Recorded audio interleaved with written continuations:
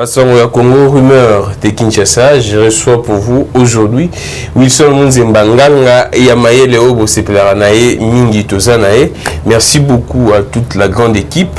Alors, Nganga Maele, Mbote na Mbote de Gramik, Mbote Bandekopé, Baza Simaya Bilili Kuna, Bazo Kozwabiso, Mbote na ba fidèle téléspectateur ya Basango ya Congo. Les lotoyers, tout le monde moi mon total à ndenge mboka izo kendele. Alors merci beaucoup en tout cas de lobby équipe eza costaud makasi Jérémy Rancy je souhaite bien que nous autres déranger Mikolo ba maladie na Kinshasa. Fois ça na Covid. Variant Piaka. Variant Piaka. Variant Piaka. Alors nous l'autre bétanam na maele actualité za dominé moi escalade de cela qui lobby. Et bandai moi kala mais le milieu dépendant moto makasi entre ma tête à poni on a battu le coup bat bakamwe bat paza ko kama toujours ma tête à poni remis ko lobaka mais également il y a un constat fait par le président de la République que beaucoup de choses ne marchaient pas pour revenir un peu dans l'actualité de le lobby ba déclaration ya Paul Mouilambwe la maile to qui n'est directement to zwa oza ya motu ya makasi mokonzambo kana conseil des ministres suka sali constat. Alors, bien reconnaître que non, il y a beaucoup de choses qui ne marchaient pas, notamment Makambuya Zéro, tout Oyo, Makamobele, Mkonzambo, Kasali, constat, à Monique, apparemment, les collaborateurs n'ont pas Kosaye Mingi. Selon lecture, est-ce qu'il y a un problème, il y a des collaborateurs, il y a un problème, il y a Mkonzambo, Kayemoko. Est-ce que les collaborateurs, il y a Malam Bazate, ou soit Bazamoké, tout mon consommation sous une autre forme, le Kabila Lelaga qui non, à 15 collaborateurs et Malongate. Merci beaucoup de vos chroniques. Je crois que il y a un problème il y a des collaborateurs. Voilà, il y a un problème il y a mon Konzamboka. Il y a un problème au Konzamboka. Oui, ngai muna boti bana, ngai muna kopesa bana éducation ya ngai tata. Donc je commence par là. C'est pour dire quoi exactement? Il y a solo mon Konzamboka lelo azoko lela problème ba collaborateur. Bazoko sungaete parce que ils allaient peine mon ta famille au monde tata boti biso to mine mitano mais au monde moi na moka qui na rolande ba parents visite et ça pose problème au niveau de la famille. C'est pareil aussi avec le chef de l'État aujourd'hui. Lelo mon konzambo za na volonté manifeste mais bazane peine bazana mauvaise foi délibérée. Est-ce que c'était mon consensus soit besoin qu'on bombe comme mon consensus? Non, tout ça pour mon consensus. La vraie vérité est que vous n'allez pas demander au chef de l'État d'être le président du marché central. Vous n'allez pas demander au chef de l'État d'être le gouverneur de la ville de Kinshasa. Je prends un cas. Tozui voiri yoba na ville de Kinshasa. Yebisangai ndeko Gramik lelo pendant que biba ipen oya centre-ville et ça calvaire entre 6h du matin et 10h du matin. Ça 5h. Oh ça 5h la blague. Tronçon il y a moins de 30 mètres. Et ça, les bosseux à l'université, il y a hyper. Nous avons quand même hyper. Nous sommes des étudiants. Nous avons des étudiants. Nous avons des tracteurs. Nous avons des espaces. Nous avons des étudiants. Nous avons des VIP. Quand on est au lobby, nous avons des VIP. Nous avons déjà pétage comme dans Mboka. Nous avons pété ma plomb. Alors, ils ne comprennent plus. Ça pose problème. Je prends le cas à voir urbaine. Zéro trou. Nous avons trou zéro. Parce que trou zéro, ça ne se fera jamais. Imaginez que le nom Moka Mobimba Bisika Nyoso, ma boule ezali. Ma boule est partout. Il y a un problème au niveau des collaborateurs. N'en parlons même pas. Le lobby à Kinshasa, ceux qui boulent les bêtes, moi autant les athées. Voiture basse, moi autant les athées. Faut ça la Jeep pour la TXL, Prado, Bapeso Palisade, ou bien Bapeso TXL na IGF, ou on est autant les malades. Donc, tu peux comprendre que dans un état où l'État ne veut pas être dans un état organisé. C'est comme cela, ce sont des travail à sabotage dans une kawana. Regarde ce qui se passe dans la justice congolaise. Et ça va sabotage. Donc c'est ça les gens qui se plaisent à saboter. Et ça va club d'amis au Nyonso, bande quoi 18 à Batika. Et ils sont toujours là. Donc, quelle entreprise de l'État, s'il vous plaît? Accuse plutôt casting à Mokonzambo et Zaki Mabé, Azuba Diassa, qui n'ont rien à voir avec j'ai commencé par là. J'ai dit, papa, Aboti Biso Basso.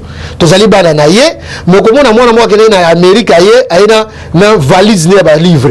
Moi, qui est en Belgique, il y a une valise de livre. Mais moi, qui est au central, il y a une Kwanga, Boulé Nandako. mais moi qui n'a pas valise n'a pas livre tout ce qui n'ango wapi je prends les cas mais il y a des gens aussi qui font un bon travail c'est vrai que lelo tout le monde a moins de sentir je prends les cas le fonds forestier national national bango busala lelo mboka tout ce qui na problème climatique non moi na expliquer au bien français la COP 26 lelo Congo ils ont une référence environnementale il y a monde entier mais moi mobali oyo batia na fonds forestier national même na tia comme on dit mais c'est Boulumba Honoré Mutu tia wana mais ça fait Félix c'est que dit tala muta modèle wana a continué la société basala depuis 2009 entreprise wana bafutaka bango ba $200 ba $50 ba $100 lelo mais attends c'est une réalité mais le monsieur là qui est là depuis qu'on l'a engagé depuis Noma qui est moins de 2 ans moins de 2 ans lelo lobby na fani na ndaku nazotala na télévision asali dépassement il y a ba recette na ye na bitu so ba benga ngo ndenge na français je vois ba tomoli ba signation na 200%. Moi na mobile modèle wana web sanga yike asa mauvais collaborateur à mon compte mais asa combattu baso bundisa ye kaka ba oyo yoso benga wana ba dia ça o ba to basaka na ba venir Kinshasa basala ka rien il n'apporte pas un apport considérable auprès du chef de l'État. Il communique de manière suffisante yemoko pambati ba je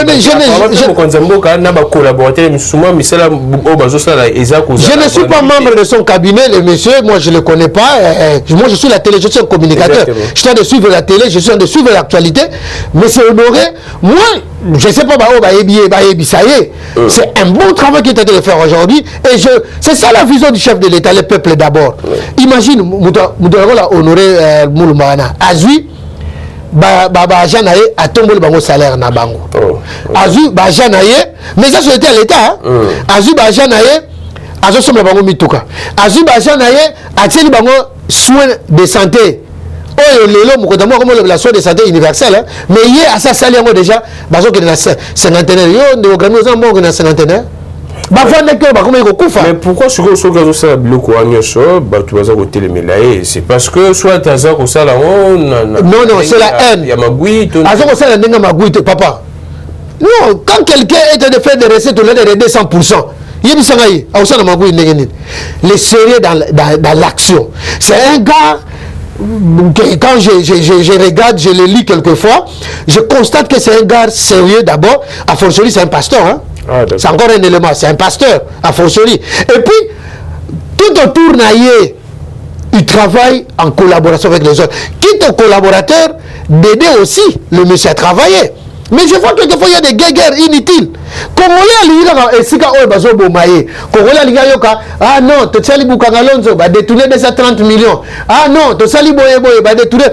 On veut plutôt les gens qui viennent pour appauvrir l'État congolais. Mais on ne veut pas les gens qui viennent pour qu'on reconstruise le Congo. Ça, c'est un problème. C'est vrai, dans ces secteurs, par exemple, évoqué Makambo Forêt, il y a beaucoup de coulages de recettes. De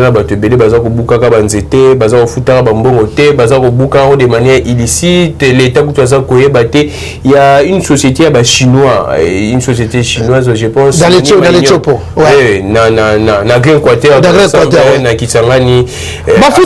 Mais il y a quelqu'un, d'après mes câbles, il y a quelqu'un qui prenait cet argent-là. Un individu. C'est qui? Un individu que je ne sais pas citer parce qu'il aurait pris beaucoup d'argent. Dans la modèle, il y a Bato Mboka, mais Lelo, coulage de recettes. Mais ça m'habite. Au monde de combo, son nom de concession, il y a problème. Il y a un problème. Il y a un lobby, délinquance financière. Et c'est un moment normal. Pour ceux qui ont pratique. Dans quel pays il y a toujours des dépassements budgétaires? Dans quel État? Un État responsable, c'est du genre de personnes qui gestion entreprise à l'État. Aux unes, nous agents en État. Imagine, les fonds forestiers, encore une information. Bientôt, là, ils auront des véhicules pour le transport des agents. Bientôt, il y a un nouveau bâtiment. Il y a un véhicule, les députés ont un véhicule. IGF, tout le monde a payé sur un fonds. Ceux qui font le national, mais l'enseignant, ils ont payé ça. Non, mais c'est Honoré. Monsieur Honoré n'est pas ministre. L'initiative doit provenir au gestionnaire de l'entreprise.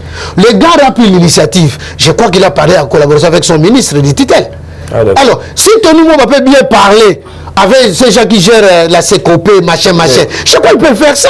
Question, il y a moi dans le lobby, place la paix dans la zone, ils ont des problèmes à mon compte, ils ont des problèmes, il y a des gestionnaires. Les gestionnaires doivent faire des initiatives qui doivent développer les entreprises. Mais est-ce plainte il y a colonel à mon compte, on a inquiétude, et comme il a arrêté, telle chose, mon compte, on est toujours autant de faire mandat, le lobby que non, là c'est déchargé, on a joué la poste Pilates. Non, il n'est plus à l'étape Yangaïté. Vous allez lui traiter pour rien d'irresponsable. Non, ce n'est pas ça, mais il a fait un constat qui est clair. Samaloko ne travaille pas. Écoutez, mais il lance les retours. Où en sommes-nous? Samaloko ne fait rien. Non, il ne fonctionne pas. Il ne fonctionne pas. Il doit fonctionner. Il doit mouiller les maillots, comme le chef de l'État l'a fait. Le chef de l'État fait le tour du monde. Pourquoi? Parce que le Congo devrait rentrer au concert des grands. Le Congo a concert des grands. Tout le monde n'a pas organisation Congo a représenté. A ce foot organisation, organisme pour à refaire surface. Donc c'est un point fort. Tout qui est malembe. Tout ça qui est surtout dans la coalition FCC Cash. Kabila bloqué, Makambuzo Tambola Bienté. Si tu comme pays dans l'Union sacrée, apparemment Makambuzo Tambola Bienté. Le problème c'est surtout à quel niveau. C'est ça que le peuple l'Union Aïeba. Nathan ou Kabila c'était Kabila qui bloqué. Kabila ça sous maintenant qui bloque pour que Makambuzo aller là-dessus sur le collaborateur on a Yemoko recruté, bon on sait à l'Union sacrée. Le Congo a une grâce aujourd'hui d'avoir un chef de l'État qui communique à tout moment. Le président nous dit tout ce qu'il est en train de faire. Mais dis-toi, est-ce que les ministres le font? La ministre ça là en côté. Dis-moi. Mais le ministre ordonnance, il y a attribution à Bango, il y a ministère. Non, c'est Bima, non? C'est Bima. Il y a Nino, il y a gouvernement, il nous kamba. Mais c'est la même configuration, non? Qu'est-ce que vous voulez encore chercher? Le vrai problème, c'est un problème d'homme. Papa, le leadership ne s'incarne pas dans des initiations. Le leadership, dès qu'il a eu place, je prends les cas. Je prends le ministre du Transport. Il a beaucoup parlé quand il était encore à l'opposition. Okay, où en sommes-nous? Qu'est-ce qui marche? Rien ne marche. L'ONATRA, canard boité. Le Transco, canard boité. Ne crois pas que Transco va fonctionner. Transco, papa, la place à 20 mois, je fais la 2 mois, je fais la bataille. Il faut être sérieux. 3 mois, il faut être 3 mois. Mais il faut être sérieux. Dis-toi, il va couvrir le problème. Il a payé les actifs. Passionnaire Onatra, directeur de Onatra Kala, j'ai les informations avec moi. Dernièrement, Yonangaï, dans l'hôpital, il y a Mokonini, c'est le mort. Il y a Sana. Imaginez, Bafouta mettre 5 000 francs. 5 000 francs. Mais ça n'est pas ça pour le monde na Moussissa, toi personne n'a pas ça. Tu vas Olanda, ça nous colle ça blague mais c'est solo. C'est sérieux. C'est 5 000 francs à l'hôpital à Sana.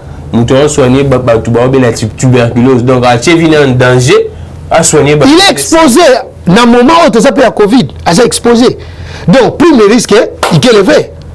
Dans la degré, il y a Yébi Sangaï, Jean-Jacques Mogani. Il était avec nous dans l'opposition, non? Est-ce qu'il n'a pas vécu ça? Il n'était pas avec les petits peuples dans son quartier. Il n'a pas la famille. Je reviens encore.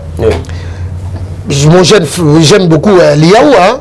C'est un gars qui se bat. Jean-Pierre, il se bat. Il y a fonction publique. Il y a fonction publique. Là, au moins, aux hommes, on a grève et ça, et ça atténué. Et qui dit, donc, c'est ce genre de personnes qui ont des initiatives qu'on a besoin. On n'a pas besoin à tes cravates, à tes boyés, à l'onimassa, on a dit ça, à beaucoup d'universités de la province. Mais ce que l'on constate, c'est qu'apparemment, il n'y a rien, il y a moi, Félix Antoine Tshisekedi, qui disait qu'il y a des gens, des puissants qui sont au-dessus, au bazar ko blocara makambo. Mon ministre a une volonté, mais ils ont un bâtiment licolo, bazar super puissant. Nous avions vu comment est-ce que même directeur de cabinet qu'il y a des conseillers très puissants au bayo karata été. Apparemment, il y a des gens qui se ils sont très puissants. Je m'adresse plus précisément au chef de l'État. Un père de famille, il ne peut pas connaître être papa biscuit, papa chocolat. Il doit être aussi papa fouet.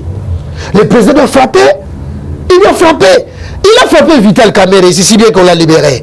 Mais du moins, lui-même dira dans ses interviews, les bras séculiers, c'est la justice. Le bras séculier aujourd'hui, c'est affaibli. Dis-toi. Donc la justice est affaiblie. La justice est affaiblie. Par qui? Il y a trop de procès bidons. Il y a trop de procès bidons. Comment est-ce que vous levez les immunités de quelqu'un et quelqu'un vient comme ça, vous lui dites que oh, dossier ça vide. Moi j'ai vu M. Matata qui dira que procureur a saigné pardon. Mais attends, ça c'est de quel pays? Dans quel pays un procureur de la République va demander pardon à un inculpé? Mais si le président... Mais attends! C'est la plus bête des choses à faire dans ce pays. Non. À un moment donné, je suis sidéré au cas moi. Et puis, Matata a eu 10 kilos de le dire devant caméra et micro. Et n'a mis tout ni procureur de la République. Mais c'est le procureur de la République. Je suis au regret de constater avec amertume que vous, détenteur du pouvoir judiciaire, patron du pouvoir judiciaire, aujourd'hui, vous demandez pardon à un inculpé, à quelqu'un qui devrait justifier. Non, papa. Non, il y a les versions de valeur. Et lesquelles il y a même la deuxième sujet qui c'est vrai, nous sommes en train de rire, mais ça fait très mal comment on est commis. C'est vrai que le président de la République a la volonté de mais ce qui se passe, surtout les collaborateurs, les battus, c'est les collaborateurs importés. Donc, aventure on parle de Zouaka. Qu'est-ce qui se passe entre Batchoukou et Bonama Matata Pogno? C'est vrai qu'on peut tous le dire, mais ça fait quand même moi son inambo comme on a que non. Un sénateur dire clairement, on a mis sur la caméra, presse internationale, presse locale, que non, président du Sénat a qui coopérer, a qui négocier. On peut dire clairement que non, président du Sénat a qui na cour constitutionnelle, a qui pas PJ, c'est non, Kangela un sénateur qui gagne. Non, tu sais, c'est comme un stade de Moko, ils allaient que, mais c'est même dans le Baka, il y a des débats de caniveau, même des mystiques. On dit que lobby dans la théâtre entre Matata Pogno na Bati. Et le boss c'est ça. Voilà. Matata chaque semaine tout ça na épisode. Le là on a invité sur une novella Tony Tobe on dit que ça va Congo pays. Parce qu'on Congo deuxième épisode. Donc imaginez que un sénateur qui vient qui tire à balles réelles sur le bureau du Sénat qui devrait être son protecteur. Et il tire à balles réelles de vive voix. Parce qu'il sait que dans le Sénat, bango tout, bango tout. On a essayé bango comme entre les loups, on ne se mange pas. Comment expliquer on peut protéger quelqu'un devant les communs des mortels? Nous savions tous que effectivement il y a eu un investissement sur Bukanga Lonzo qui n'a pas marché, qui est un cheval blanc. Nami Touli na Asia Tato Ilum Kambamu Bangé à Tata a combien lui? Mais pourquoi cette histoire n'a pas marché? C'est la mauvaise foi. Alors matériel comment Winé à telle enseigne que mais Moutouana il se prétend être innocent. Et dans ce pays, c'est la cour lobby qui est là, et ce qui est grave encore, on a cacheté battu le coup de téléméli cour constitutionnel, lobby qui arrête cour constitutionnel et soit qui pour se dire incompétent, il y a qu'au traiter dossier Matata, lobby qui c'est fort, lobby il y a parmi les législateurs, parmi bateaux va participer dans la rédaction, il y a constitution. Cour constitutionnelle, il y a problème, il y a positionnement. La cour constitutionnelle, on na constitution na biso et lobby pona premier ministre na président oyo bazali en fonction article 164 article 164 de la constitution na biso. Mais est-ce que comment en fonction? C'est là où il y a le problème. En réalité, c'était le procureur près il y a cassation muto sengelaki akanga Matata. Et la personne qui était mieux documentée, Nalikamo Matata, ils avaient un procureur, il y a cassation. Et maintenant, qu'est-ce qui s'est passé? C'est là où j'ai dit, est-ce que qu'on se dessaisir naïe, et ça qui par rapport à titre au Matata Zali Nango, to par rapport à fonction matata zaki na moko la lobby. C'est ça également. Et ça les confusion. Place quand on est embrouillé ça wana donc. De quand on fait ce qu'il peut lelo soki ayibi asali lobby boye boye. So ako samba na yiti. Mais danger zali nini? Tala ce qu'on relaxe danger. OK. Le Congo fonction machin un premier ministre en fonction. Le jour que la Cour pénale internationale va se saisir d'un dossier du genre. Voilà, Bouzoba, moi je suis encore d'accord. Si le président Kabila a commis des fautes ou des infractions, bah juger na ba cour na biso le que ton OPCE meka et pas à CPI. Et ça ce n'est que nous Congolais qui devons encourager ça. Ça sera une justice distributive. Ne komata lelo. Non. Mais qu'est-ce qui se passe? Batina matata. Bah oui la moitié. Non, comme non, par contre, il va pas cravate rouge. Ah mais non, fais le constat. Il y a loge. Je sais pas. Je l'ai pas dit. Bah il va pas cravate rouge. Mais qu'est-ce qui se passe? Bah mi balé ba cravate rouge pour nani. Et qu'est-ce qui fait que le long de matata à s'en prendre frontalement na président et à Sénat. Même par éthique. Ne fût-ce que ça. Mais Matata ne s'est pas désarmé. Ici, tu es nommément Modeste Bahati. Mais Modeste qui réplique pour dire je m'appelle Modeste et je reste modeste envers Matata. Je n'ai pas un problème personnel. Qui m'a qui? Et ça Sony. Nebo Soto Bazo Laksa, génération à Bananabiso. Ce qu'on a pouvoir.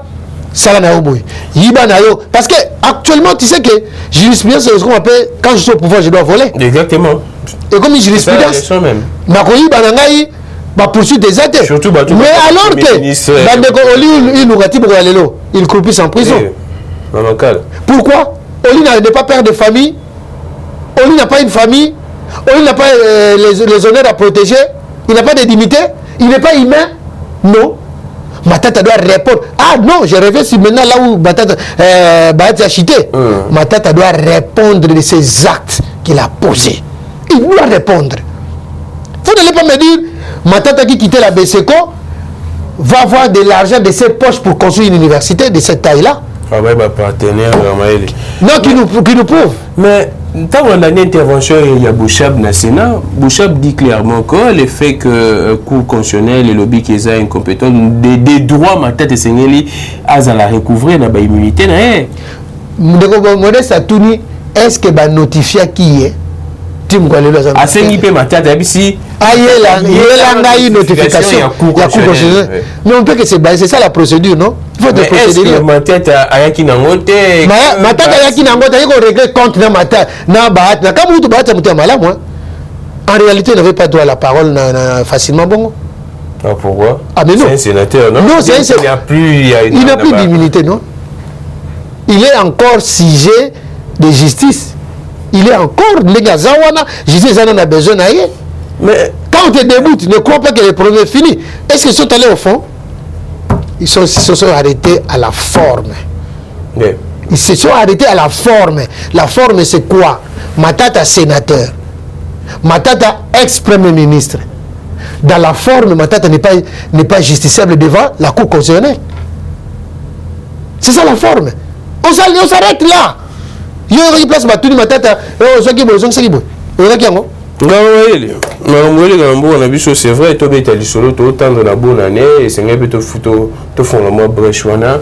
Ma camboba surgéré, tout comme moi, puis, c'est ce qui est commis déjà, mais tout ça, qu'est-ce qui bloque pour que ça la distribution en haut, avant de chuter dans les Cambouya Paul Mouilambo. Magamba Silgelé, ici ministre de l'économie dans le Parlement à Kénéguité, maintenant dans le Sénat, c'était dans le Sénat à Kénéguité, suite à l'obligation républicaine.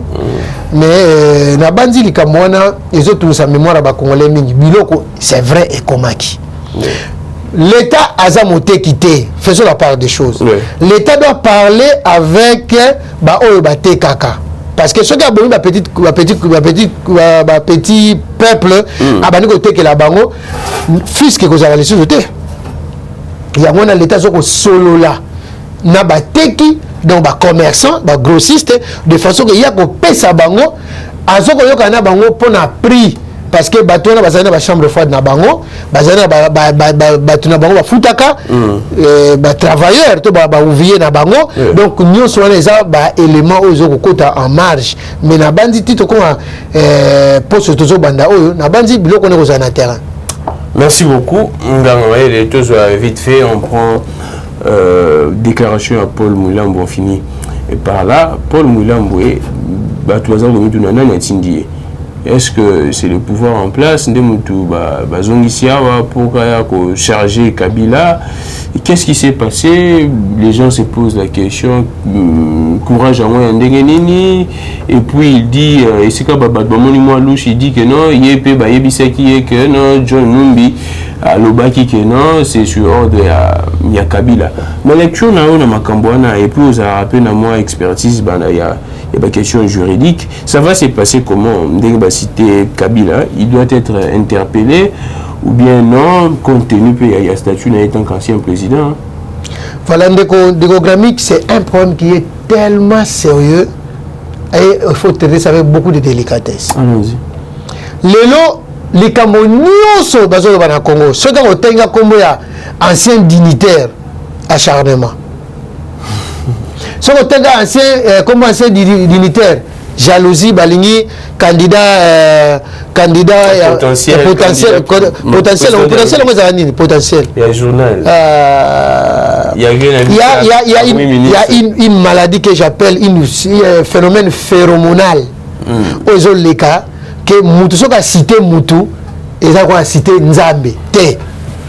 Le problème c'est qu'il s'est passé, nous savions que il y a deux messieurs qui ont perdu leur vie pour ces pays. Chebeya et Bazana. Et Batona Baboma Bango pour Bakabela $50. Et ça qui commandité. Nabandi, ce n'est pas facilement pour Moutouana Alongwa Poto et si Kazaki na Belgique, Aya pour témoigner. Il est venu comme renseignant. Selon les informations, régime en place n'est Moutou. Papa, régime en place c'est comme Maïe Paul Milam, tout ça comme on a la télévision, nous sommes qui nous faisons senga, nazonga na mboka na ngai, mais bon assurer la sécurité na ngai na koloba. Maintenant il est venu. Vous voulez comment c'est pour la tirona dans autres bateaux. Quand ils ont fait cette sale besogne, Chebeya, bah na ba tika na situation nini. Mon centre dans la situation nini. Famille est dans la situation nini. Beaucoup de gens ont bakena Canada, bazo vendre bien, bazo la pomme de terre. On est mieux que chez soi. Bazo vendre ba condition nini. Moi sona le rakati mukola lelo. Babo mobali na yo, omo na nzoto na ite. Yo babo mandeko na yo. Omo na nzoto na ite. Omo na babo maina ba circonstance moko bo iti ko sola na isikawa. Mais si manango ka kufi. Bandeko to sala pe na bo moto. Oh ba deko ba catholique ba lwaka na boyambi. Non, moi, personnellement, je n'ai pas un problème personnel avec qui que ce soit John Numbi, Kabila, patati patata, mais j'ai un problème, il y a humanisme. Procédure est normale. Si on te cite, viens témoigner. Ceux qui courent et qu'on le baquet, ils sont capables d'être. C'est ça le problème. Vous, étant que na Mayele, na Onganga Mayele, expertise juridique, vous pensez que Kabila pourrait être convoqué par la justice? La justice,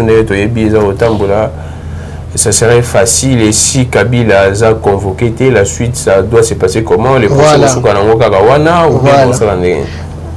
Kabila n'est pas justiciable devant la haute cour militaire. La cour d'ordre militaire, c'est la haute cour. C'est un auditorat. Na bandi Kabila azali justiciable. Mais Kabila comme renseignant. On peut l'inviter. Vous vous rappelez, na makambo ya ba coup de fil en France. Sarkozy était invité comme renseignant. Na makambo azoka moko pa ya Kadhafi pour la campagne naé. Ben ça y est. À Kenya naé, après ces versions de fait naé, il est gars qui toye bien. Dans les cas d'espèces sous examen, comment nana ezani?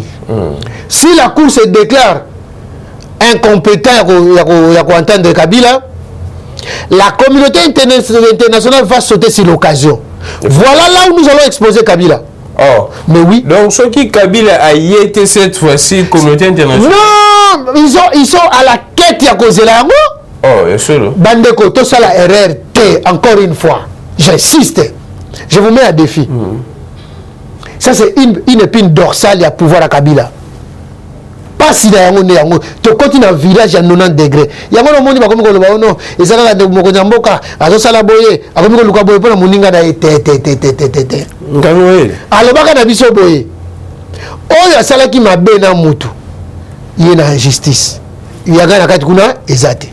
Non ouais. Ce que ça qui a intention au Kagande au Kabila. Baba comme c'est belé. Hold up. Et les kia. Est-ce que qui mo ko mo lobby? Ba détournement. Et les kia. Est-ce que mo mo loba? Oh, il y a des problèmes, il y a l'IWA. Non, oui. Tout ce qui s'est Kabila, tout le monde peut s'imaginer si c'est nous dans ce scénario. Kabila défend l'auditorat. Alors, on est. Oh, alors, on change. Non, de Grammy Galoba. Azam Bali. Ah, et le maire. Tu m'as dit qu'on a été ici. Non, non. Il y a des questions. Mais ce qui est vrai, moi j'encouragerais les sénateurs à vie qu'il aille s'expliquer et qu'on protège. Mais qu'on a eu dans ce bisao likao. Mais avec la sénat, avant de quitter. Mais quitter Bouganagi. Est-ce qu'à Koufaki? Est-ce qu'à Kondaki? D'ailleurs, moi je conseillerais Tata président de Yakala Kenda Lobela Bango parce que là on va conseiller Makamwa néogrammique. Ah, on va conseiller Kabila Makamwa. Donc Kenda si ça va. Ah si ça va carrière. Ah vidéo ah Kenda y ça va que ngai na tinda binote puis moi je vois très mal Kabila on va te bien pas quoi. Lobby ko dénoncer ma mbele il y a bundu dia ko va dénoncer a dénoncer qui a mon Kabila so mundu ke mobimutu Kabila ne l'a jamais fait. Toi tu as vu Kabila tuer quelqu'un? Non. Le vrai problème, il y aurait des preuves palpables. Non. Moi je m'inscris en faux. Je suis quand même un procédurier, non? Comment je peux témoigner quelque chose que je ne connais pas? Le vrai problème que Kabila bassa la RRT.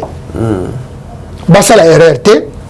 Si le Congo n'est pas capable de juger Kabila, la communauté internationale va se saisir du dossier et on va juger Kabila.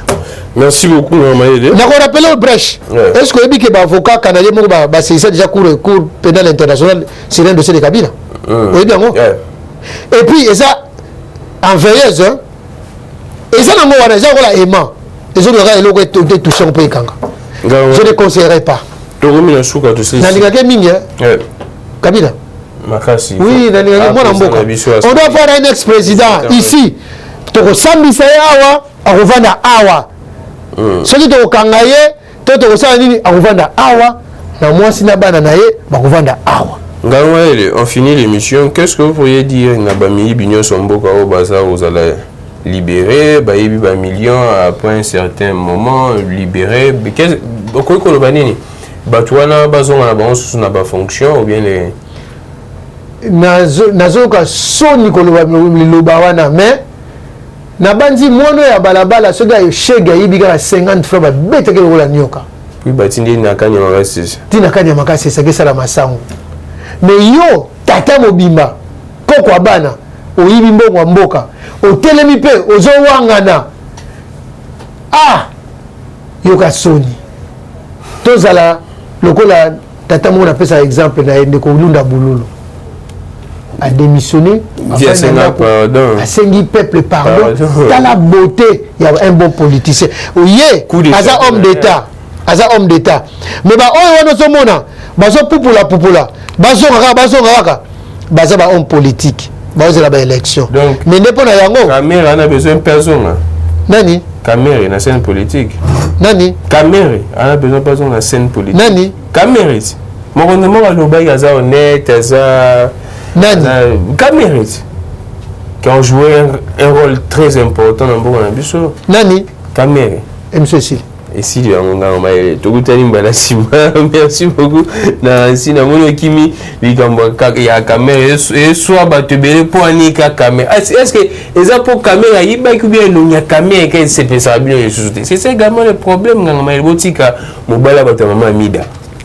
azongi mama minaza na sengo basoraya mpiana baza na sengo namoni photo moko wana batie akongolais pe na yebiti atie maboko boye na mona jibe. Alors, on se retrouve prochainement. Bonne année, Nabino, ma meilleure vœu. En tout cas, pour un petit rétablissement, je souhaite. Merci beaucoup également à Jérémy. Togoutani Bongo. Lobby, je pense que c'est maintenant soit maître. Je vais quitter un peu ma solo parce qu'il y a beaucoup de choses on doit gratter là-dessus. Eshima, votre magazine qui bat au rythme de l'actualité. Une réponse à vos besoins en information, un éclairage dans divers domaines. Impartial, documenté, instructif. Eshima au cœur de l'info. En exclusivité, édition spéciale Inspection Générale des Finances. Jules Alinguete Kay, les shérifs des finances publiques. Jamais dans l'histoire de cette institution, 34 ans durant, l'opinion nationale et internationale n'avait autant parlé de l'IGF. En près d'un an et demi, le shérif des finances publiques, avec le concours de ses différentes brigades, a enchaîné des audits et des contrôles des finances et des biens publics, des enquêtes, inspections, vérifications, contre-vérifications et des surveillances de toutes les opérations financières, tant en recettes qu'en dépenses, du pouvoir central, des provinces et des entités territoriales décentralisées, ainsi que des organismes ou entreprises de toute nature. Et Shima Magazine fait un coup de projecteur sur les actions d'un homme qui a révolutionné un service jusqu'hier inconnu du grand public. Expert comptable agréé, spécialiste en fiscalité et expert en matière d'écoulement des affaires, l'homme qui supervise et coordonne le programme ponctuel des missions de l'IGF connaît tous les rouages des finances publiques. Retrouvez également l'interview exclusive au travers du micro de Thierry Kambundi. L'impact des missions de contrôle et d'encadrement sur la trésorerie de l'État et ses entités.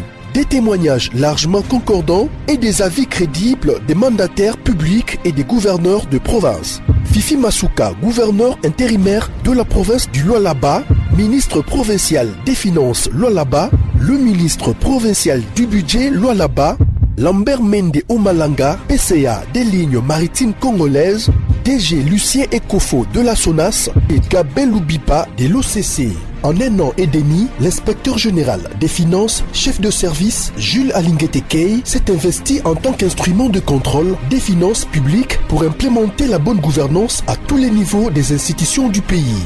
Focus. Barnabé Mwakadi Mwamba accompagne la vision de Félix Tshisekedi dans la maximisation accrue des recettes. Nation, le nouveau siège de la SENSAP inauguré par le président de la République accompagné du chef des missions de la Caisse et du ministre de la Fonction publique. Interview de Claude Ibolanki et Colomba, coordonnateur du mécanisme national de suivi de l'accord cadre d'Addis Abeba. Force de patriotes, Honoré Mvula, une montée plus que réaliste en politique. Découverte.